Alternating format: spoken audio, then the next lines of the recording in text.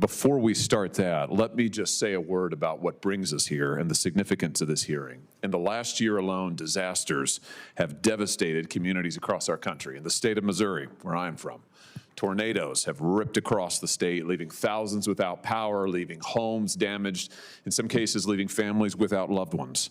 Hurricanes Milton and Helene have cut a brutal path through the southeast, uprooting trees, destroying roofs, turning family lives into a nightmare. On the other end of the country in California, brutal wildfires have burned entire communities to the ground. And these disasters have done more than cause property damage, though that is quite significant. They have done more than cause inconvenience, though that can be harrowing. They have destroyed the lives of people. We're not talking here about minor inconveniences. We're talking about moms who've had to haul 5-gallon buckets of water because the pipes are gone. We're talking about grandparents who've had to sleep in their cars because there's no roof over their heads. We're talking about families who are maxing out their credit cards because their insurance companies won't pay out any damage claims. And that's what brings us to today's hearing. Where do Americans turn after catastrophes like the ones we've experienced just in the last calendar year? The answer is they turn to their insurance companies. And they don't turn to their insurance companies for a handout. This isn't charity that we're talking about. They turn to their insurance companies because they pay premiums to those insurance companies. It's a contract. And by the way, it's required in law. Americans are required to purchase. Property owners are required to purchase insurance. And so they do so dutifully in every state in the union, and they pay their premiums dutifully in every state in the union. And unfortunately, time after time, they find when disaster strikes in their moment of utmost need, the insurance companies come back to them and they delay and they deny and they offer excuses and they send out 2 adjusters and 3 adjusters and 15 adjusters and 25 adjusters, and they constantly change the estimates. And at the end of the day, they just won't pay what is due, what is required, what is just. And it's not a one-off situation. It's not like it's happened to just one family. It is a deliberate strategy to maximize profits. We're going to hear about it today. We're going to hear about it on this panel. Let me just give a brief overview of how it works. It goes something basically like this. When a disaster destroys, let's say, your home, the insurance companies send out an adjuster, often a third-party adjuster. That person writes up a report, often in good faith, doing their best to estimate the damages. And then what happens? Then the insurance company intervenes. Then the insurance company says, you need to change the facts that you found. You need to change your estimates. You need to change what's in the report, and they adjust arbitrarily the award down, down, down, down. And the policyholder never knows. And the policyholder gets no say in the process. And the policyholder is left to try and put back together her life as these insurance companies make billions and billions of dollars in profits. We're going to hear about it for the witnesses who are here today. And I will just say that even before today's hearing, committee staff, my staff, working with Senator Kim, has done a thorough investigation that we will continue. We will be submitting into the record evidence today that we have gathered that will corroborate the testimony that you are about to hear. This is a system that we're talking about here. This is a system that promises homeowners that they are in good hands, that they will watch over them like a good neighbor. And after billions and billions of dollars in premiums are collected and pocketed by these insurance companies, the people who are left holding the bag are the policyholders, American citizens, at their moment of maximum despair. There's something wrong with that system. There needs to be some accountability, and we're going to do our best to start getting it today. The practice of the subcommittee to swear in witnesses who testify in front of us. So now I'll ask you to rise and raise your right hands and repeat this oath if you're willing. Do you swear that the testimony that you will give today is the truth, the whole truth, and nothing but the truth, so help you God? Let the record reflect that each witness answered in the affirmative. That's a good start. And with this, let me go down the line here and introduce each witness and then give each of you the opportunity for an open. It's Mr. Vitale, thanks to all of the witnesses. We'll now have some rounds of questioning. I will start, and let me start with you, Ms. Miguel. So it's September 27th, 2024, Hurricane Helene hits Georgia, hits your home, causing very significant damage. I think we've got a picture of some of the damage here. Let's have a look. Does this look pretty familiar to you? It does. It looks pretty severe. I mean, that's a massive tree right there in the front part of your home, and you're an Allstate policyholder. Is that correct? Correct. And Allstate sends out an adjuster. You said pretty quickly just a moment ago. Is that About correct? 3 weeks after. Oh, well, that's not very quick. Okay, 3 weeks after. All right, and that you were told at the time in this first inspection verbally that the adjuster agreed with you this was very severe damage. Is that fair to say? Correct. I think we maybe have a second picture. Let's look at another view of this just to give a real impression. Here's a breezeway that looks to be nearly completely destroyed. You can see some of that roof damage, quite extensive, that you were talking about in your testimony. All of this looks familiar to you, I'm sure. Yes. Now, after this first adjuster agrees with you that, yes, there's very significant damage, what did Allstate, when they finally came back with an actual assessment, a real number, what was that number again? $46,000. $46,000. So you went to considerable expense on your own. You hired your own independent adjuster to come back out and do all of this over again. And that person, looking at all of this evidence, that person found that the damage was in the neighborhood of what? I'm sorry, can you repeat the question? Yeah, how your independent adjuster, how much did that person estimate the damage was? $497,000. $497,000. Allstate offered you 40, basically. Correct. And you're still waiting for this process to be resolved all this time later. Is that right? That's right. Let me just ask you now, Mr. Schroeder, because you were that first adjuster who worked for Allstate who came out to look at this home. You were a field adjuster deployed for Allstate through pilot catastrophe. Is that correct? Yeah, that's correct. And you were the first one to inspect Ms. Miguel's home after the hurricane. Is that right? Yeah. And you went in person, I think. Is that correct? Yes. And you spent several hours, Ms. Miguel said in her testimony a moment ago, you spent several hours doing a very thorough inspection. Is that your memory also? Yeah, that's correct. And how serious would you say the damage was in your own, just your personal recollection? Extremely, probably the most serious that I saw on this deployment. Wow, the most serious that you saw on the deployment, which makes sense given these photos. So you start, if I understand correctly, you start to prepare an estimate for a full replacement of this breezeway right here. Does that sound right? Yeah, that's correct. But then you were instructed, you were told by the higher ups, no, we're not going to do a full replacement of the breezeway. So only do an assessment for a partial replacement of the breezeway. Is that correct? Yes, that's okay. correct. So then you start working on that, and you're working to get as big of a damage claim as you can for Ms. Miguel in line with the facts after you've already been told, no, we're not going to do the full thing. And then before you can even complete your work, you're taken off the case. Is that right? Yes. Why do you think that happened?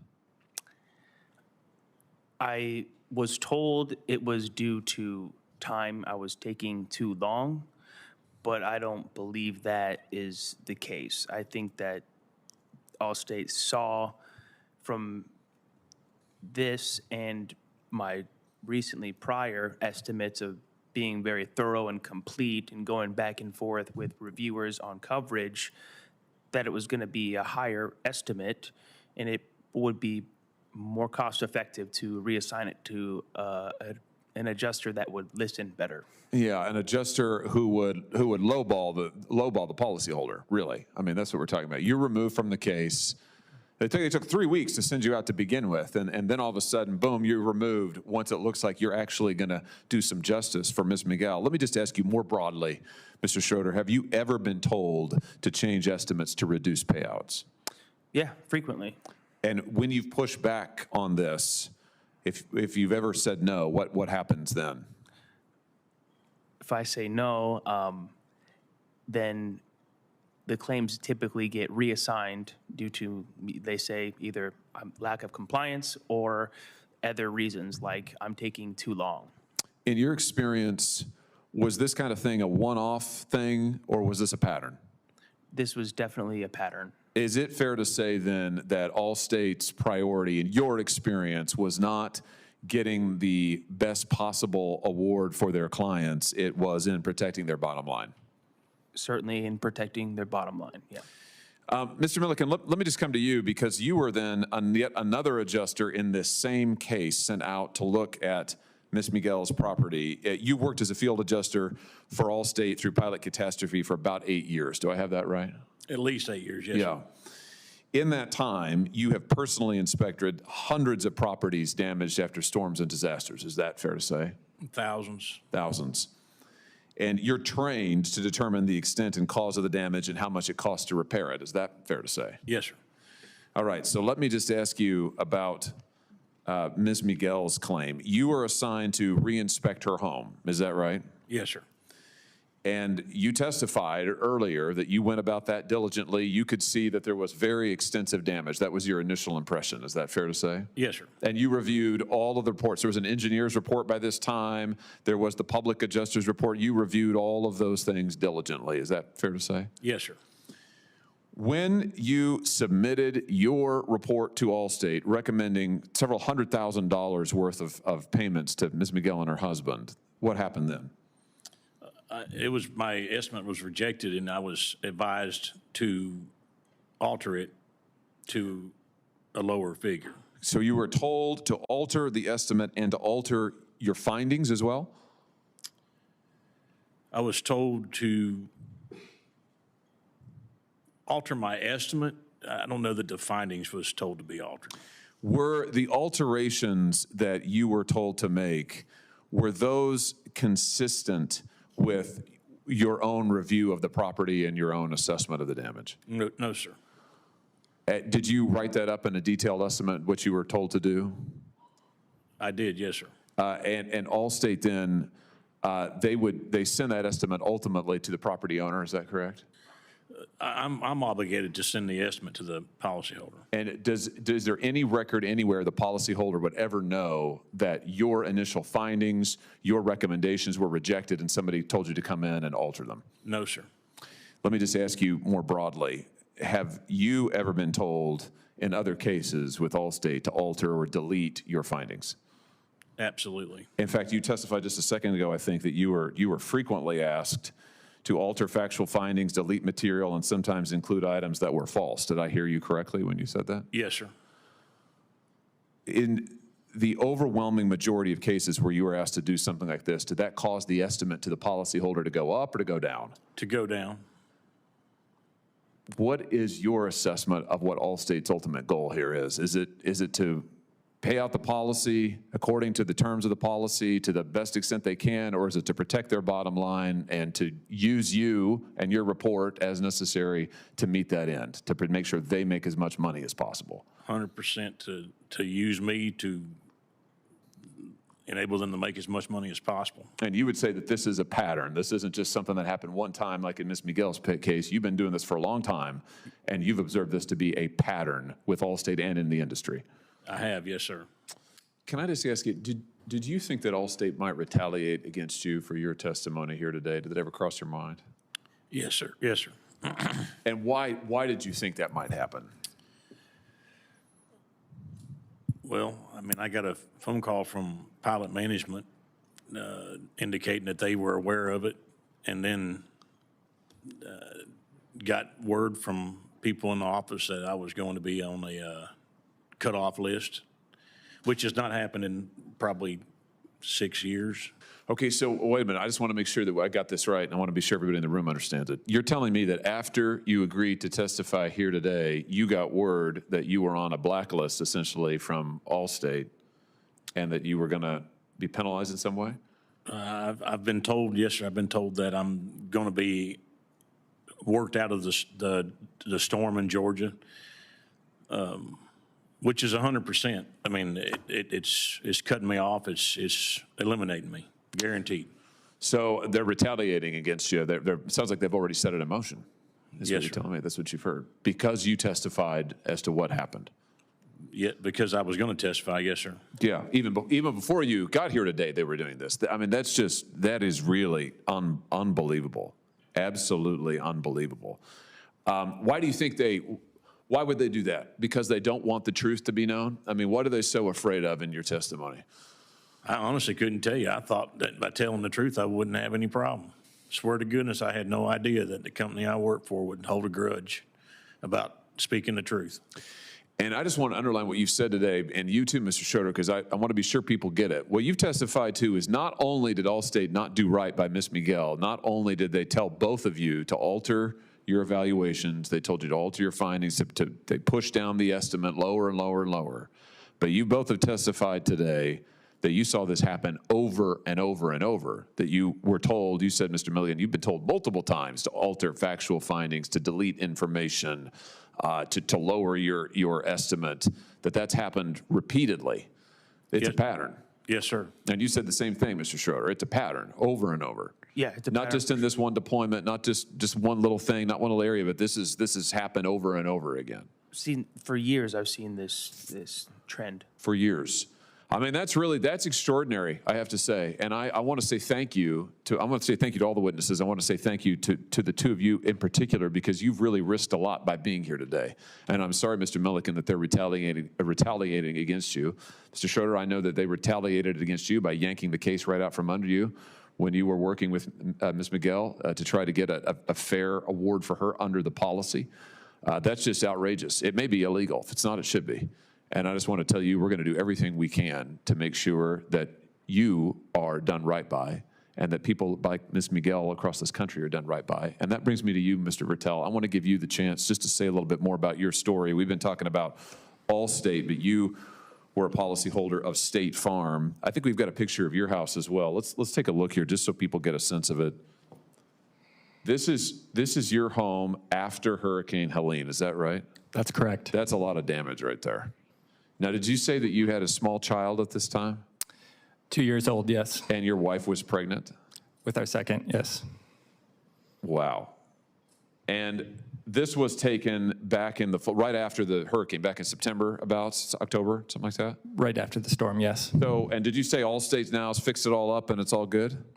The State Farm has not. Oh, State Farm, sorry. The home sits untouched. Current condition is inhabitable. So they've done nothing in those, you said the number of days, 228 days of our home being uninhabitable, excuse me. 228 days. And your wife has since had your second child, is that correct? 2.5 months ago, yes. So you've got a 2.5-month-old, you've got a 2-year-old. Nobody gets any sleep in your house, I suspect. I've got little kids. This keeps us up more at night than they do. I bet that's true. And you are coming out of pocket to pay for your own housing because you can't live here. Is that right? We've received drips of reimbursement, but we've had to fight tooth and nail for every one of those. So, I mean, just tell us what it's like to go through this with this company. I mean, how long, you'd had your policy for a little while, I imagine. I mean, you didn't get the day before the storm. We've been State Farm customers probably for the better part of a decade. Wow. And so you pay your premiums like everybody else, right? Always. And yet they won't work with you. They won't give you any help. Your home still hasn't been touched. You've got a little kid. You've got a little baby. They're not doing anything for you. You decided ultimately that you needed to stand up for yourself and actually try to fight State Farm on this. Is that fair to say? That's correct. What would have happened if you hadn't have done that? Do you think, what was the strategy here? If you still haven't gotten the appropriate award, damage award. So what would have happened though if you hadn't have stood up and started to demand your rights? I feel that we were perceived as an easy mark, that we needed to be in our home quickly, and so we were going to take this on ourselves. Right now, we simply have not received any funds that would allow us to fix our home. So if we had to come out of pocket, it changes everything about our life, where we live, if our kids could go to school, everything. It's just extraordinary. You should never have had to go through that, Mr. Vittel. I want to offer my sympathies and my apologies to you, to your wife, to your little ones. That's absolutely outrageous, and the kind of behavior we've heard testified to here today, it sounds like to me you're a victim of. Another one of these massive insurance companies who takes your money. They're happy to take your money, but when this happened to you, they won't give you anything. It's delay, delay, delay. Mr. Quinn, let me just ask you, you've heard this testimony today. You're very familiar with it. You hear it all the time. Can I just ask you, you've heard testimony about Allstate and about, frankly, fraud that goes on there. In your view, in your professional judgment, is that kind of fraud limited to Allstate? No, sir, it is not. It is pretty much industry-wide. Tell us more about that. I mean, it's industry-wide because why? Tell us what the industry looks like, how it runs. You know, we believe this goes back to the 90s with what's called the McKinsey report, a consulting firm sort of trained insurance companies to use their claims department as a profit center. And they actually trained their staff to come in and short people on claims. They did it specifically starting out with Allstate, and then they took it on the road for almost every other insurance company, and it is now basically industry standard. I will say, there's nothing you're hearing that's unique. The people that are speaking are unique because they had the courage to do it, but I hear these stories every single day, and they are the exact same stories over and over and over, and working class families getting taken advantage of by insurance companies without any ability to fight back. So what you're telling us is these big insurance companies went to a consulting firm, McKinsey, and asked them to design a program to help rip off policyholders. That is correct, sir. And has that been successful? I mean, has their program been successful in ripping off policyholders? It's been incredibly successful, sir. It is actually part of the systemic fraud that's occurring every day now.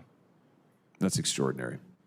I want to thank all of the witnesses for being here today on this panel. Thank you. Thank you for your testimony. Thank you for being willing to share with us your stories, your expertise, your knowledge of this industry. I want to say again, I'm sorry for what you've had to go through, particularly you, Ms. Miguel, you, Mr. Vertel. And we'll continue to do everything we can on this committee to get the facts, and you've helped us a lot with that today, and to get some accountability.